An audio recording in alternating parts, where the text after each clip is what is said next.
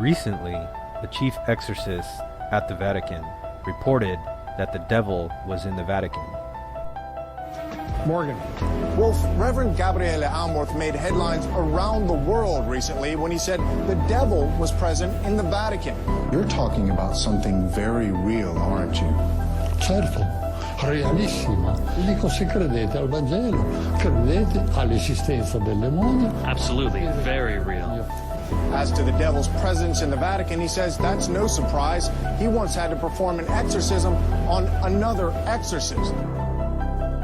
The first thing we need to do if we're going to find out if the devil is at the Vatican is take a tour underneath the Vatican. As we arrive underneath the Vatican, we see that it is laid out in a number of rooms marked by letters, as we could see in this aerial view map. Now we will be exploring some of the rooms in this map. Let's start off by looking in room C here. As we look into the room, we see that this is a mausoleum of Lucius Tullius Zethus. The Vatican goes on and explains that this room was used for offerings to the dead. We read, "View of the north wall and mosaic floor. In the corners of the mosaic floor there are 8 marble squares with circular holes through which offerings to the dead were poured during the funeral rites carried out in the burial chamber." So here we have a room where offerings are done to the dead. That's pretty common in Catholicism. Now if we look in the next room, room E, so here in this room they have a vase which has the image of a Medusa. So here underneath the Vatican we have a Medusa. Again, we ask ourselves the question, this is a vase, but yet it's kept underneath the Vatican. This could have easily been removed. If the Vatican was a holy church, you would think that they would have done this. You think underneath the Vatican they would have things that are sacred to Christ and not foreign gods, not idols and images of foreign gods. Now as we move down further to room H, here we see that this is the mausoleum that is one of the largest and most luxurious mausoleums underneath the Vatican of St. Peter's Basilica. It says that it was built at the beginning of the second half of the 2nd century during the reign of Emperor Marcus Aurelius and belonging to a freedman of the important Valeri family. And as we're in this mausoleum, we see that there's lots of idols from the old Roman Empire. We ask ourselves, why does Rome keep these idols down underneath St. Peter's Basilica? You would think if they were Christians, they would want to clean all this out. I can't imagine anybody who has a true church would keep idols in their churches, especially pagan idols left over from a bygone pagan era. But here we have the Vatican keeping many pagan idols underneath St. Peter's Basilica. Here is an idol the Vatican is displaying of a head of a child in gilded stucco and a lock of a hair typical of one initiated into the cult of Isis. And this particular idol is an idol of a boy who was initiated into the cult of Isis.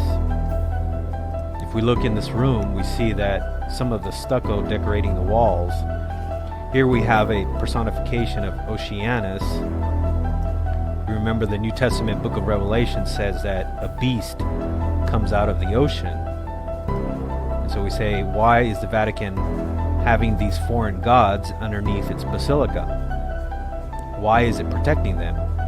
If it was a true church, it couldn't be doing it for the sake of art, especially with all the evil things that are happening in the Vatican. And as the priest earlier said, that evil does exist, the devil is real, as he admitted. But the hypocrisy of all of this is that they have all these evil images and idols underneath the Vatican of St. Peter's Basilica.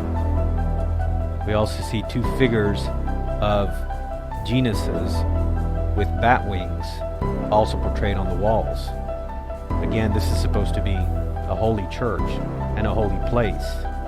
Now this is supposedly all there for many, many years. As we move into the next room, room I, the details of the mosaic floor with Mercury and Pluto's chariot, they go on and explain that this theme is an explicit reference to the overcoming of death and the return of the afterlife. They describe it as a splendid mosaic floor of Mercury is depicted carrying a caduceus with wings at his ankles, walking in front, and a chariot carrying Pluto and his wife Persephone.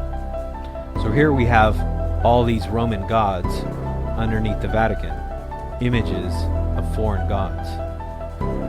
Well, as we move to the next room, we find out why they keep all these idols down there in these images. As we move to room U, here we find the shock of all shocks. Here on the wall, it says there is a depiction of Lucifer, that is, the light bearer, the morning star. On the opposite of the wall, there is a drawing of Vesper, the evening star, cosmic symbol of the human life cycle.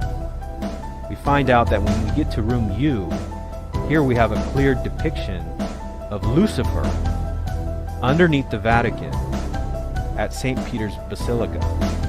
We ask ourselves, why are they keeping this image of Lucifer underneath the Vatican?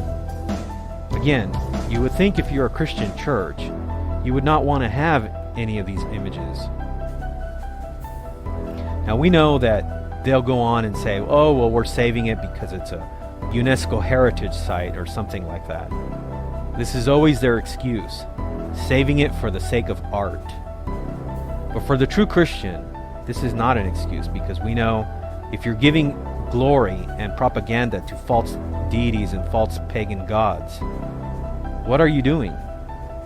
You're in essence supporting the evil spiritual realm. This cannot be from God. And since Rome claims itself to be the one true church, you would think they would lead by example. But what kind of example is this? That you have a depiction of Lucifer underneath the Vatican for countless hundreds and hundreds of years? Now this image here underneath the Vatican has been there since their claim, which would be Constantine. We would know that he was the first one that built this basilica. And so again we ask ourselves, why are they keeping this depiction of Lucifer underneath the Vatican? Well, we think the answer for why all these images, idols, are kept underneath the Vatican is because what we're dealing with here is we're dealing with an apostate church that has always been apostate, and even now as it is filled with Freemasons. And so we know that the reason why they're keeping all of this there now, and they're actually revealing this on their internet website, is because they want people to see this. They want people to see what they're really all about. For the masses who believe that Rome is still a pure church, they don't mind deceiving them into believing that they are still a Christian church. As you go down underneath the Vatican, down into the next rooms, they will try to convince you on this tour that you take that Peter is buried down there in one of the rooms, and that this gives credence to following the Pope. But we ask the question, why would you want to follow a Pope who has all these evil things underneath his church? It's very clear by this depiction of Lucifer that the devil is in the Vatican. He's hidden way down underneath the Vatican at St. Peter's Basilica.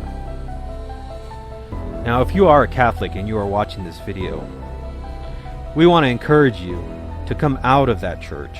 As you can see from these images and these idols that are kept underneath your church, we would hope that you would soberly think about these things and ask yourself the question, if my church is a true church, why is it promoting these things? Why does it even want people to see these things? We would hope that you would hear the exhortation of Revelation 18, verse 4, where it says, "And I heard another voice from heaven saying, 'Come out of her, my people, that you may not participate in her sins, and that you may not receive of her plagues. For her sins have piled up as high as heaven, and God has remembered her iniquities.'" And we can also imagine what kind of things are done down there underneath the Vatican in secret. when people aren't looking. And we want to say, in closing this video, that God's judgment does sleep. And sometimes it sleeps for a long time. But when his judgment awakes, hopefully it will not be too late for you. And our prayer for you is that you would find a refuge in faith in Jesus Christ, and that you would follow him and not the false religion of